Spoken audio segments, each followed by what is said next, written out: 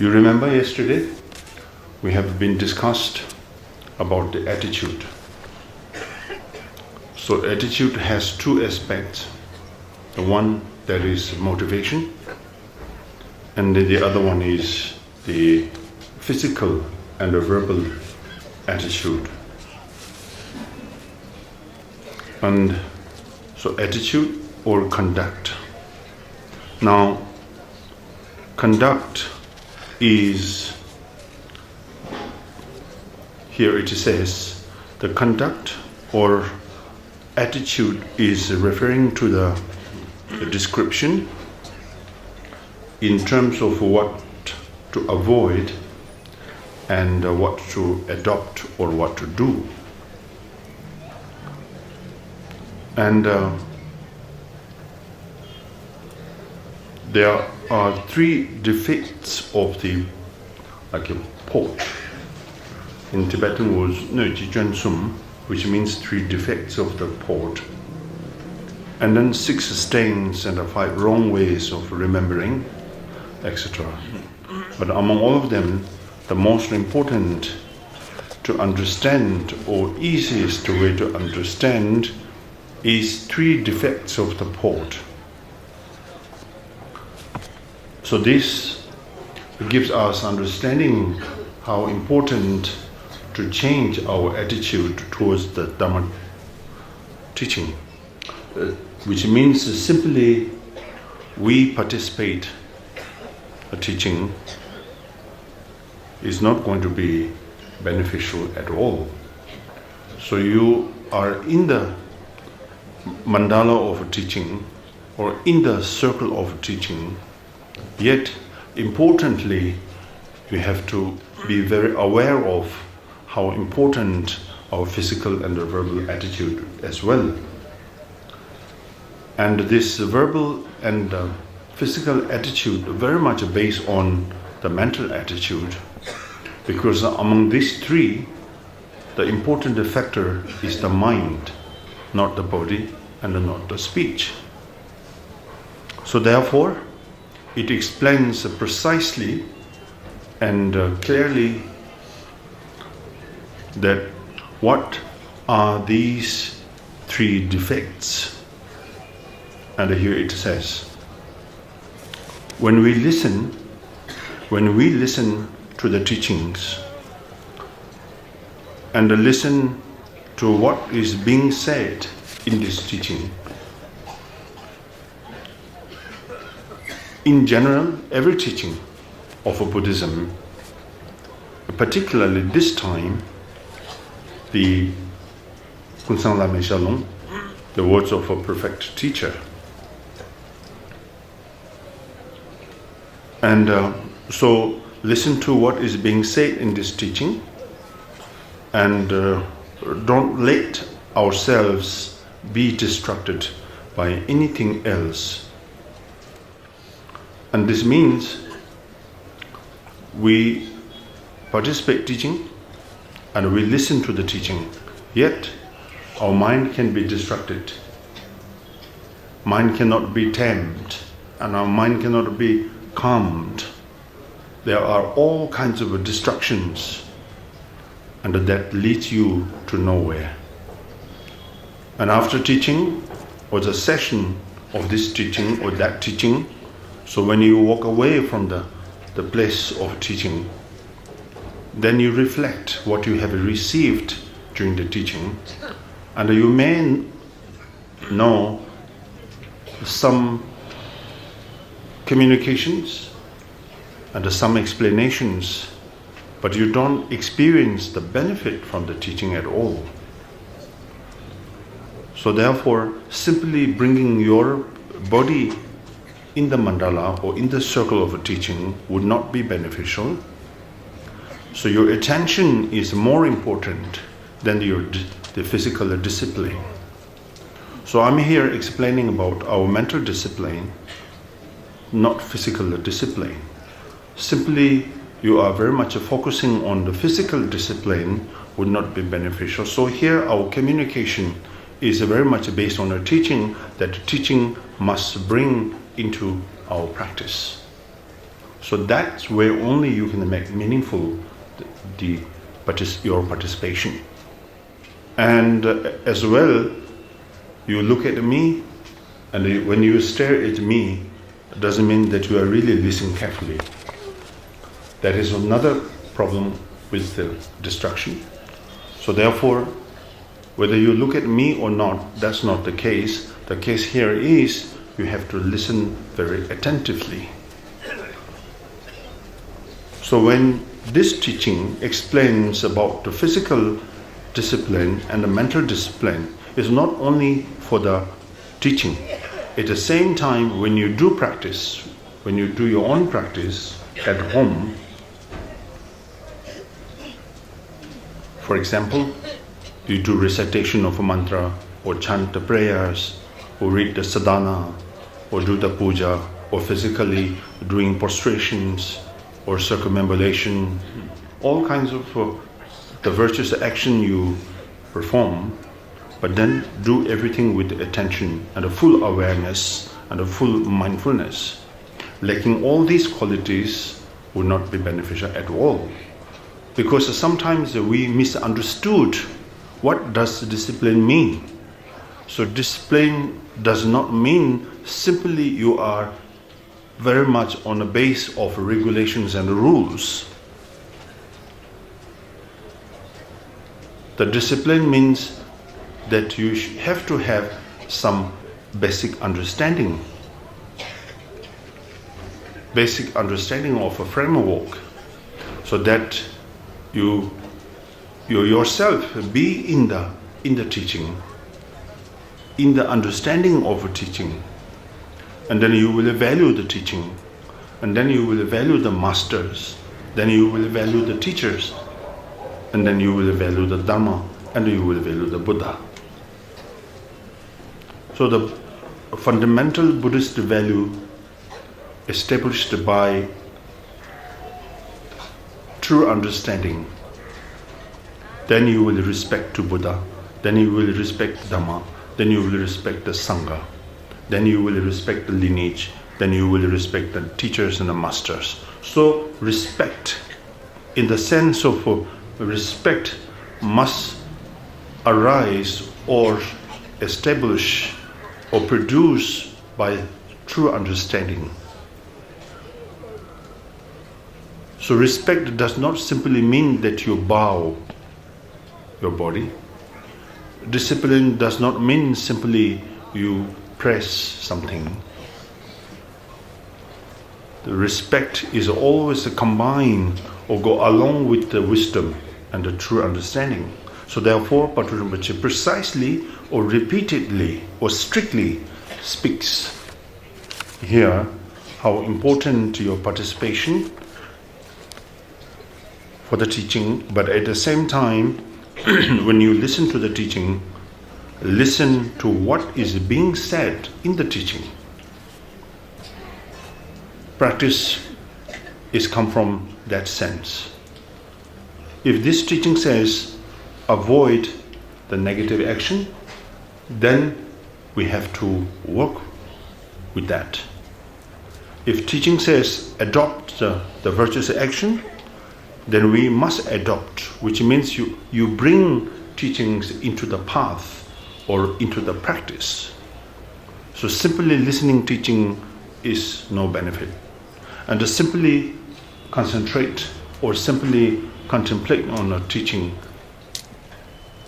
would not be beneficial. So teaching means to listen to what is being said and don't let ourselves be distracted by anything else, not only during the teaching time, but at the same time when you do puja, or when you walk around, or when you talk to friends, or when you do something. So every aspect of your physical activity, verbal activities must not be disturbed by distractions. So that is called mindfulness in the teaching of Shantideva's Bodhisattva Chaya Avatara. So this is our fundamental base to practice the Buddha Dhamma. simply having devotion, faith towards the teaching, towards the lineage, it does not make sense. So therefore, every aspect of your practice must associate along with the true understanding, and associate along with the discipline, associate along with the true understanding and wisdom, mindfulness, etc. So therefore, it says here, don't let ourselves be distracted by anything else. Your meditation disturbed by distraction. When you complain, saying that I'm not doing well my meditation, which doesn't mean that you're physically lacking your physical discipline, which means the lacking your mental discipline. You feel or experience more distractions when you do meditation, isn't it? I think so. When you walk around, when you watch a movie, when you watch TV, when you talk to your friends, and when you are traveling around, and when you do shopping in the shopping malls, and when you eat foods in crowded restaurants, and your mind is sort of like joyful, and not much really the disturbance you experience. But the disturbance, when you experience the disturbance, is during the meditation, during the concentration, when you do the concentrated meditation, when you do chant the prayers, when you do puja, when you do some virtuous action, there you experience more distractions and more disturbances and more interruptions. So that means we are still lacking the proper discipline, fundamental discipline, basic discipline. So that discipline is firmly be able to root it by developing wisdom alone. So therefore we must, or we should have proper understanding. Eventually, in the practice of Vajrayana, you will be strengthened or enhance the power of a transformation. So from there that you can transform the destruction into the wisdom. Jhana in Sanskrit. So jhana is the mind that is free from all obscurations and of all strains and of all the delusions and the illusions. The perfect mind, that is we call the mind of enlightenment or mind of a Buddha. But at our stage, or at this stage, we are quite incapable to proceed or to transform these stands into something else, because our capacity is very limited. And we have no power to overcome all these confusions. Although theoretically or philosophically or intellectually we understand the stance no longer existed, we do say that and we understand that theoretically, yet because of lacking the experience or actualization. So this makes our practice always a delay. Plus to this, then the laziness. We are very lazy with our practice. When you sit in the puja or when you do meditation, then you complain your physical uncomfortables. Then you experience the back pain, knee pain, neck pain, shoulder pain. And then at the same time, you remember all kinds of jobs that you have forgotten this morning, and you can only remember while you are meditating. So that sort of like complications or difficulties with the discipline, morality, discipline, are all lacking. So strictly speaking here, in this teaching, the distraction is the only disturbance for Dharma practitioners. You listen, this morning any kinds of teaching, but in the afternoon you have forgotten. And you cannot reflect on it, and you can't remember what did mentioned this morning in the teaching. And then you are completely forgotten tomorrow. Then someone need to remind you again and again. So this is we call lack of our principal discipline. So therefore, Great Master Bhattacharya Rinpoche says that don't let ourselves be distracted by anything else, means including the virtuous action also. Sometimes we are very much attached to the virtuous action too. You say, oh, I love prostration. What do you mean you love prostration? And sometimes you say, oh, I love recitation, I love mala, I love bell, I love damaru, I love my book, I love temple, I love mandala. So there are so many loves around here. But that means you are totally trapped in the sense of something attachment. In order to dispel the attachment, for this reason you apply Dhamma. But then eventually you are trapped in the Dhamma teaching itself. Say that I love teaching, but you never apply. You just love listen teaching. You just love do meditation. For you this is kind of like a daily life. Like we eat food and drink water and walk around and do shopping. All this is our daily life. Similar, so the practice become your daily life. There's no improvement, there's no proper understanding, there's no proper development, and there is no such like strengthening that you are not able to strengthen the power of your understanding. And no study, no contemplation, no meditation, etc. So therefore, all kinds of distractions, not only negative distractions, but the positive distractions are also included here, which you have to be avoided, which we need to be avoided, which we have to avoid, because eventually these are all disturbances. They have a power to disturb our practice. They have a power to disturb, to strengthen power of our meditation. They have a power to stop or block the actualization. Therefore, so distracted by anything else means while you are listening to the teaching, you're supposed to stop the chanting, you're supposed to stop the recitation. But I did say you can recite. I'm sorry to say. Because I did say that yesterday. It was my mistake. So I did say that because our concern is so may not be able to complete the numbers. So they expect to complete the numbers within 2 weeks.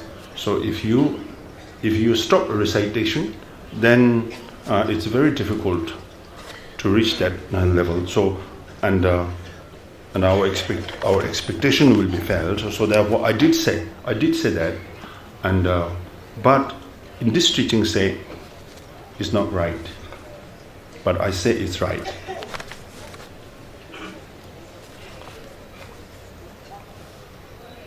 Then it continues, says, although, like otherwise, if you are fail to let yourself be distracted by anything else, then the problem is we will be like an upside down pot or cup, whatever, upside down pot or cup, on which water or food or liquid is being poured. It's stupid. Nobody does this. If someone does this, and then surely, undoubtedly, he or she is very stupid. Or maybe it could be enlightened attitude. Or maybe this could be some symbol. But in common sense, that's really stupid.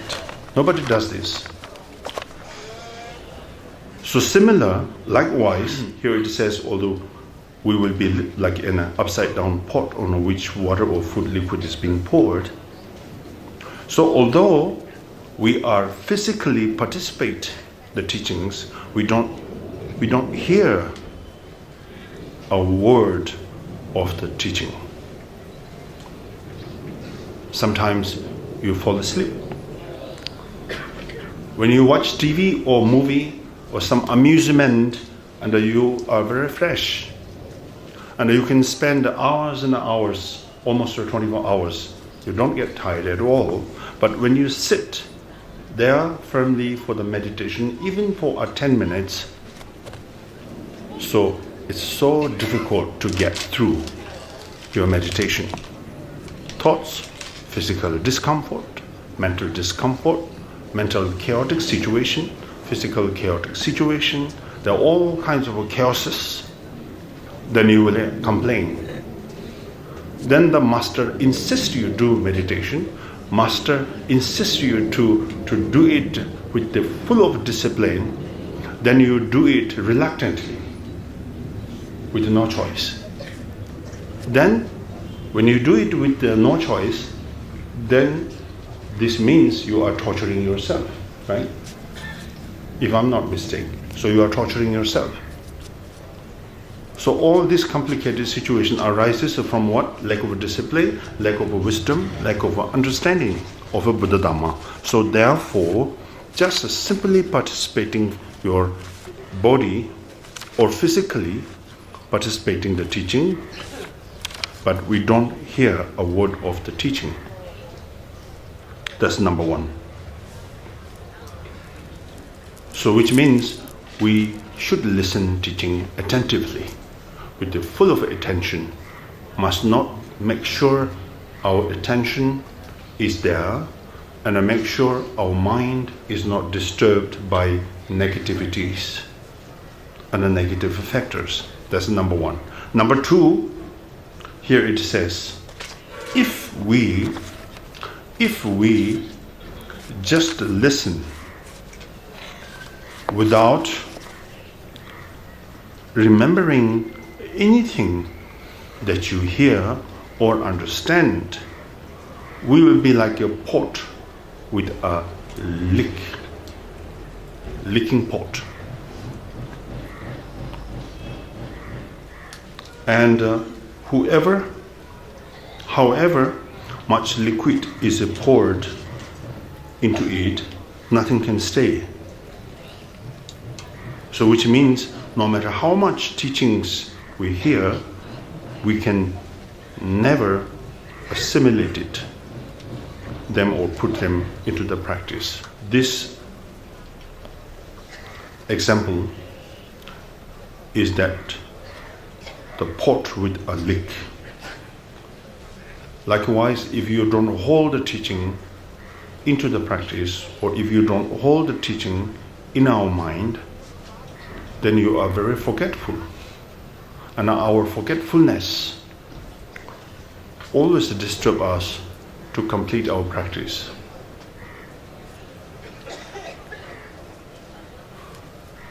So, as Shantideva says in the Bodhisattva Jaya Avatara, if one lacks the mindfulness, then your practices also will be failed. So therefore mindfulness is needed at all times, before teaching, during the teaching, and after teaching. Mindfulness is needed at all times, at the time of a study, at the time of a contemplation, at the time of meditation, at the time of applying view, at the time of applying meditation, and at the time of applying the conduct.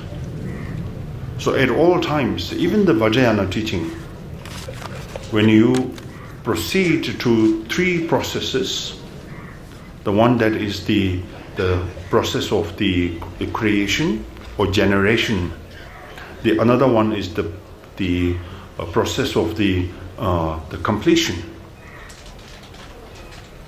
Now, when we talk about the generation in Tibetan was Jerim, so you visualize yourself as a deity or as a guru, so you need mindfulness.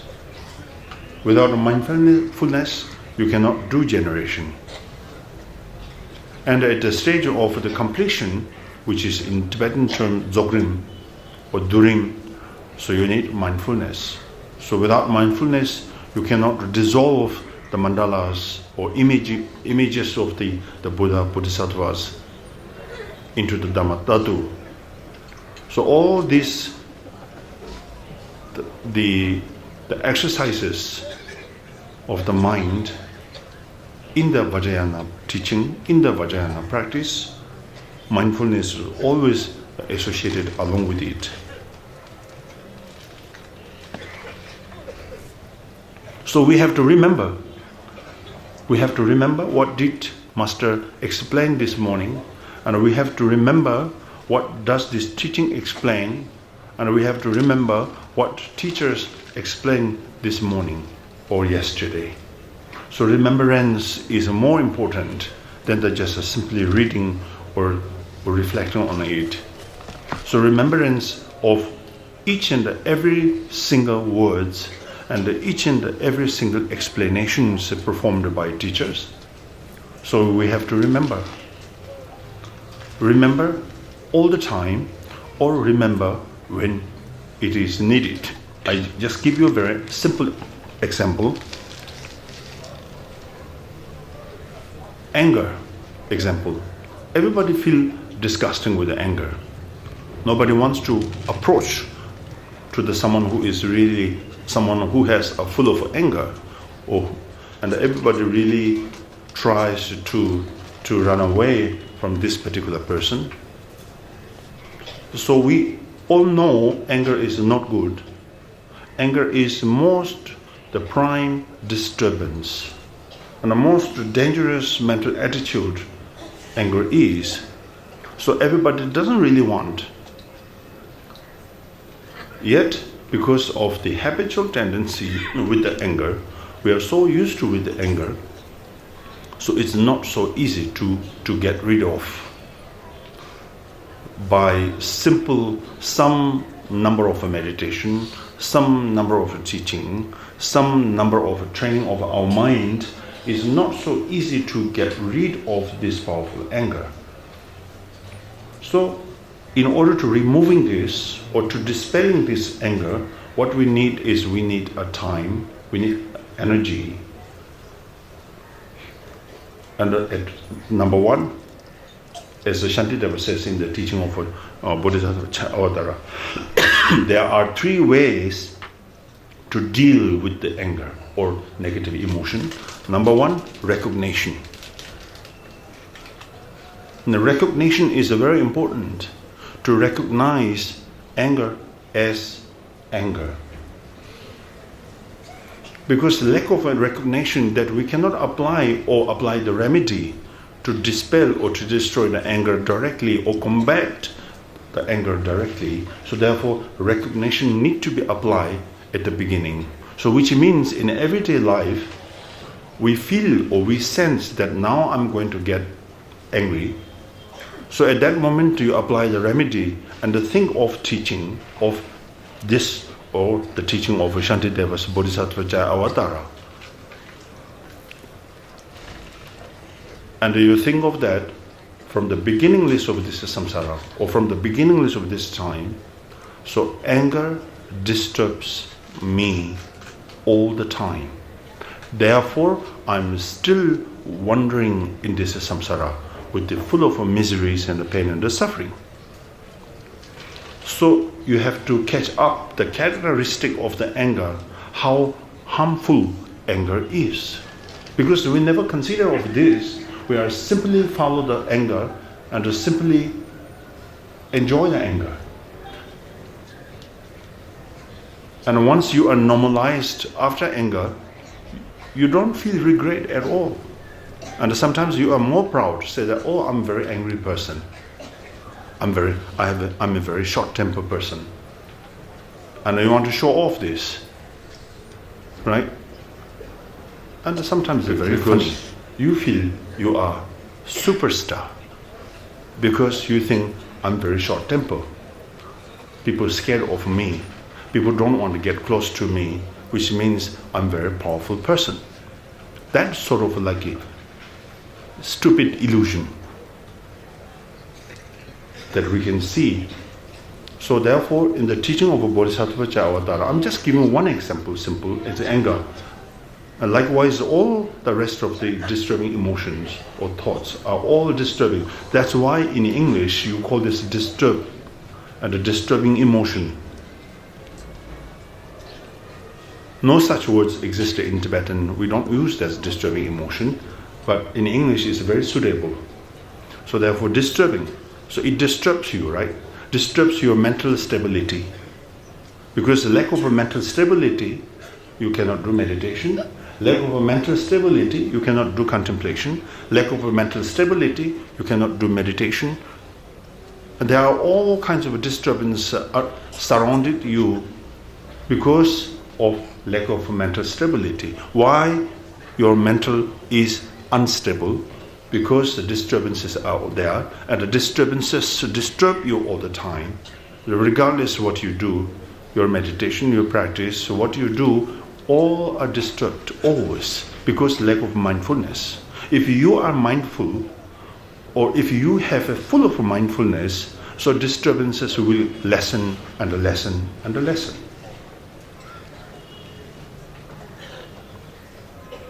So our weak point is lack of mindfulness. When you listen that sort of a teaching, looks you are very happy. But when it comes to you, you are not happy. Isn't it? I think so. Because you know bodhicitta is wonderful, loving kindness is wonderful, patience is wonderful. You have to be patient. Everybody says, oh, be patient, be patient. You are so expert to say it to others, say, be patient. But when someone tells you be patient, you are not happy, right? And you will say, why I have to be patient? Because I'm a human being. I have a full emotion. I have an emotion. If no emotion, I'm a robot. Moveless, senseless. But you are not a robot, you are a human. So therefore you have a physical sense, you have a verbal sense, and you have a mental sense. Therefore you think you have a right to be angry. You have a right to be emotional. If no emotion, you think I am dead body. But when you tell people be patient, it's so easy. And you complain, oh, he's too short temper. She is too short temper. Ah, hopeless man, hopeless woman, right? If someone say you are a hopeless woman, then you are transformed into the Vajakilaya. So we have this kind of problem, right? And then you transform into the wrathful Guru Rinpoche. Then you transform into the Mahakala. If you are female, you become Mahakali. So you see, you never see your own weak point, but you always see others' weak point. That's wrong. That's totally wrong. Especially the teaching of Kadamba, that's totally wrong. And the teaching of Kadamba always convinces you to blame yourself and to discover your weak points. From there, you can enter into the real Buddha Dhamma. You're just acting is not going to lead you anywhere.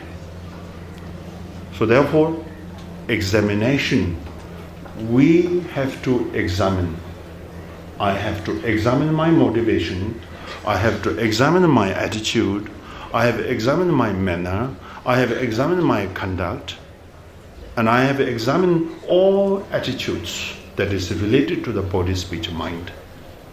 That's why, because of this, Bhattacharya Rinpoche says, remember.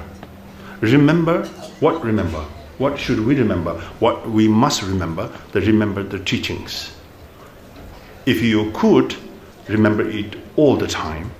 If you could not, or if you cannot, or if you do not, then remember it when it needs it.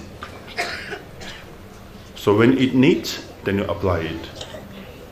If someone stare at you, or if someone make a gossip, or spread the rumors and the gossiping, everybody enjoys the gossip. You like to gossip with others. But when someone gossips you, then you don't like. We are very funny. We are funny human beings. So then you reflect that. So how does it work, and how do you work with the Buddha Dharma? There is no Buddha Dharma at all unless you change it fundamentally. There is no Dharma. Reading is not Dharma. Doing prostration is not Dharma at all. And the recitation is not Dharma. Chanting prayer is not Dharma at all. Entering into the temple and be seated there is not really Dharma. Dharma is changing your attitude fundamentally. Absolutely, fundamentally. Make sure that you really have been changed already, and you are better today than yesterday. You are better tomorrow than today. You are better day after tomorrow than tomorrow. So all this, you are better next year than this year. You are better next week than this week.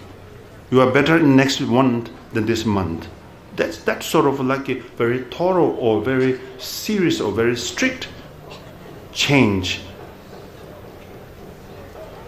should be made along with your practice. So that is the real sense of Buddha Dharma. That's the real sense of Dharma practice according to these teachings, valuable teachings, the trustworthy teachings.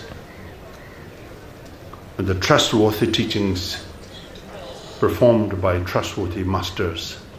So that's the only teaching that we rely on.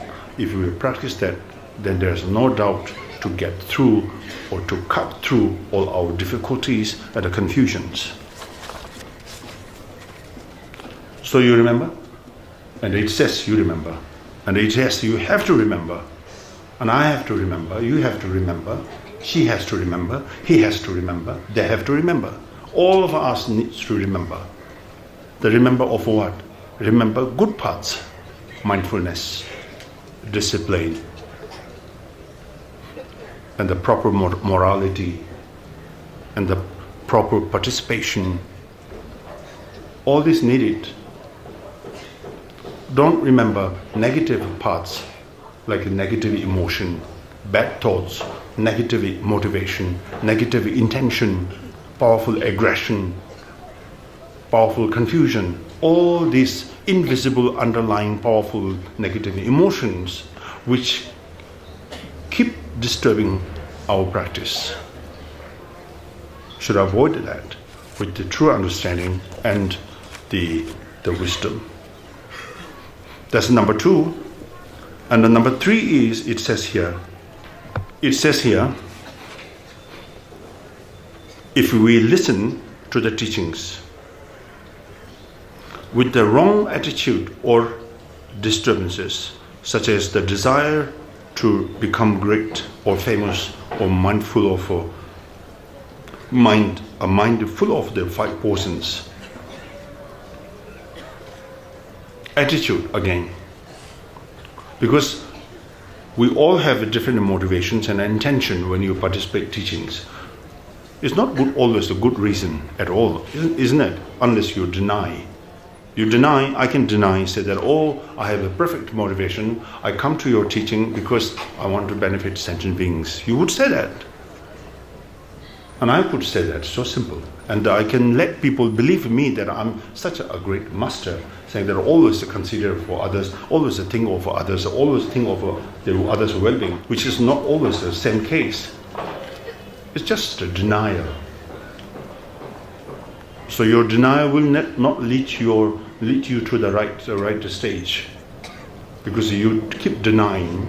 So here it says attitude.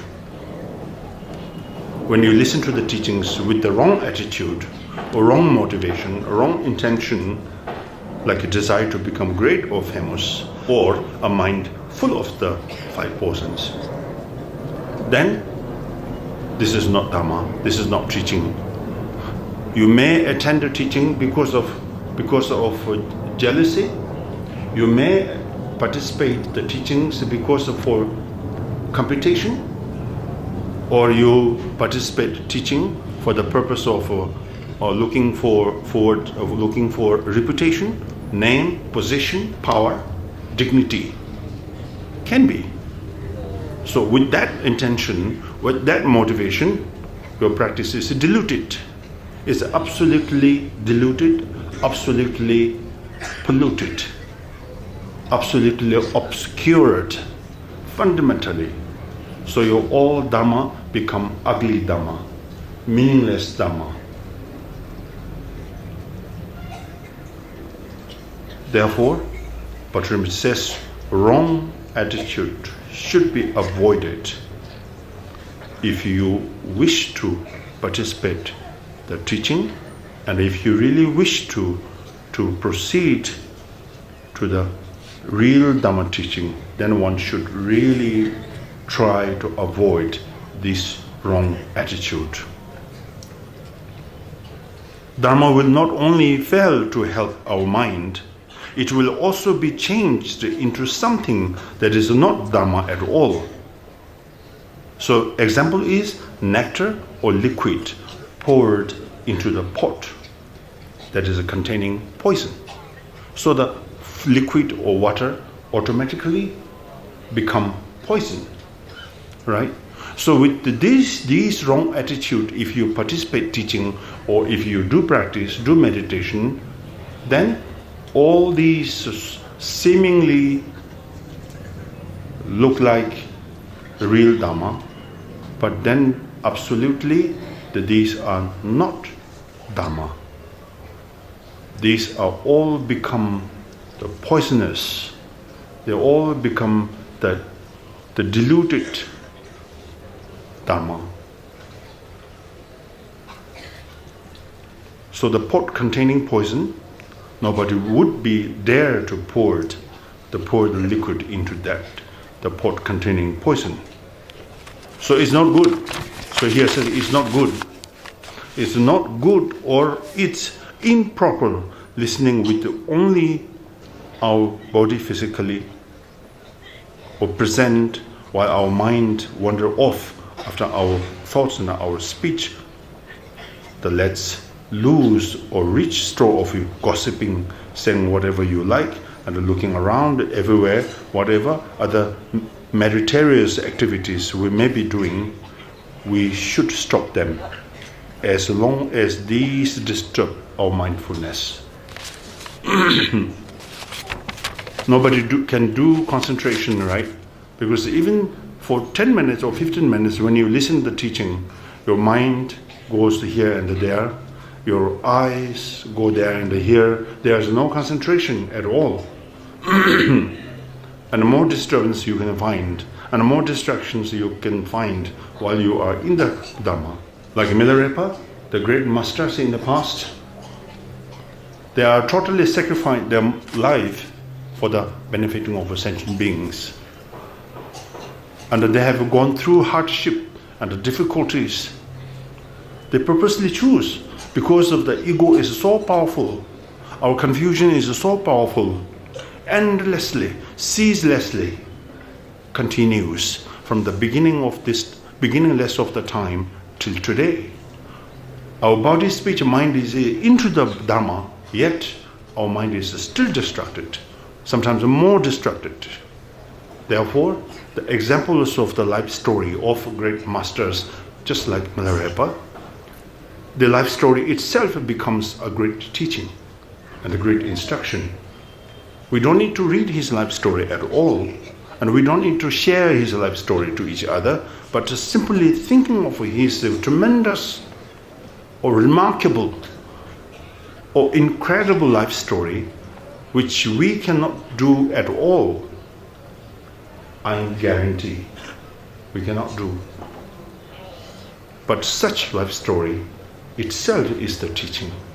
When we hear his life story, when we read his life story, when we share his life story, when we see movies or clips of his life story, there is a very deep, profound or deep touching and moving in our mind and our heart. Because what he did is excellent, and did it from his heart, the core of his heart. So that becomes the instruction.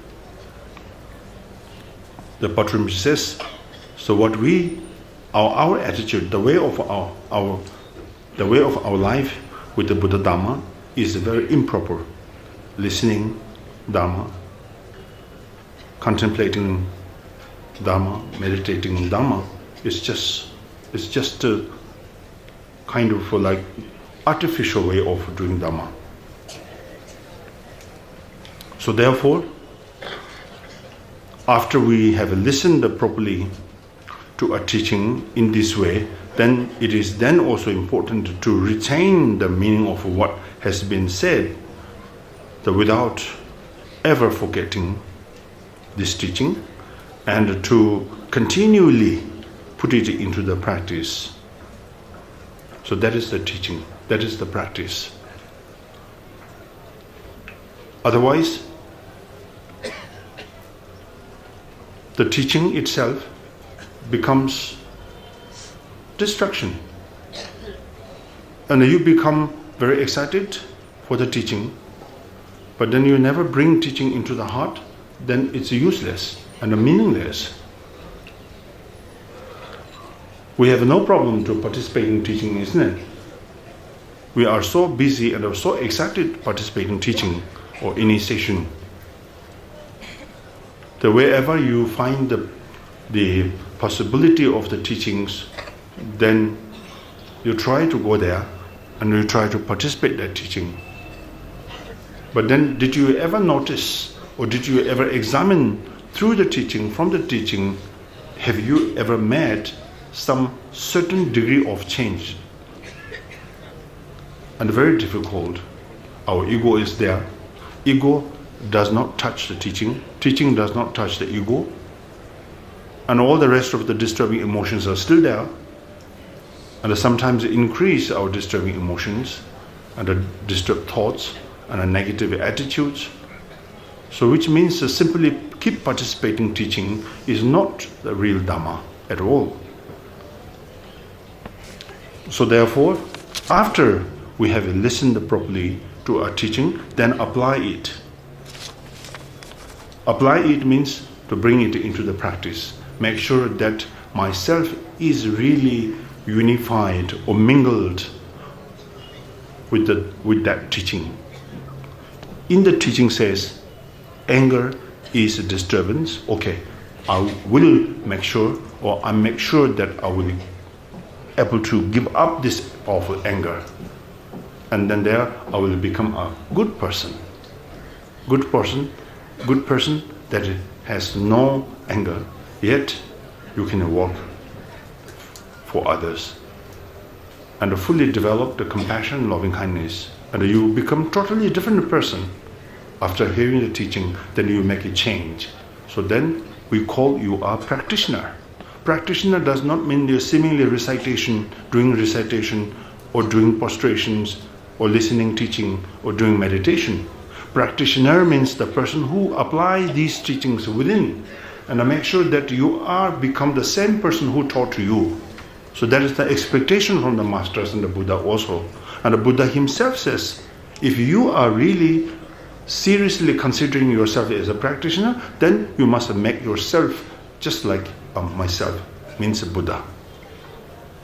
If you are able to make that way, then you are perfectly teacher, you are perfectly practitioner, and you are perfectly master. Master does not mean who can teach or preach nicely or preach professionally, and who can write books, hundreds of books and 1,000 books. I don't consider these are the masters at all. Master means the someone who are able to bring the teachings seriously into the path, into the practice, and make it meaningful. Then you only become the master or the professor or philosopher. Otherwise you are not philosopher, you are not teacher, you are not master. According to the Kadamba teaching, according to the Kadamba tradition, they never ever consider you are master or teacher if you perform teaching only. if you perform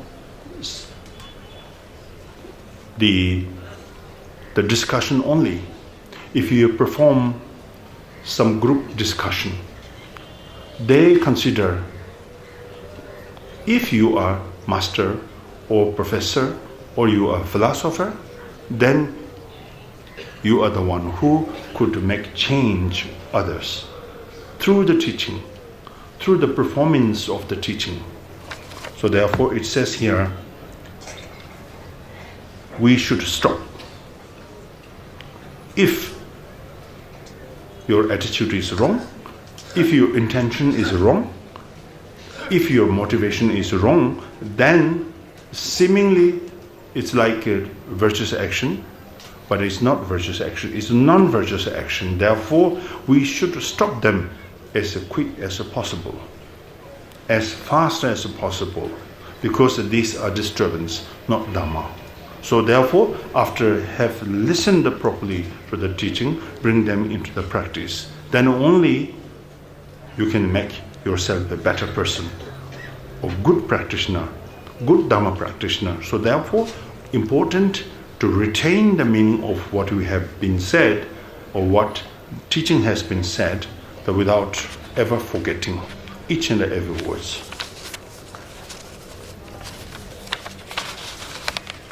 Then it continues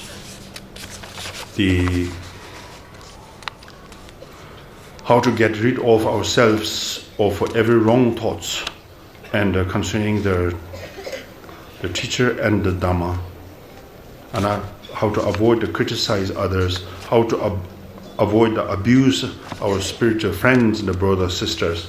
So that we will do tomorrow. Thank you for listening.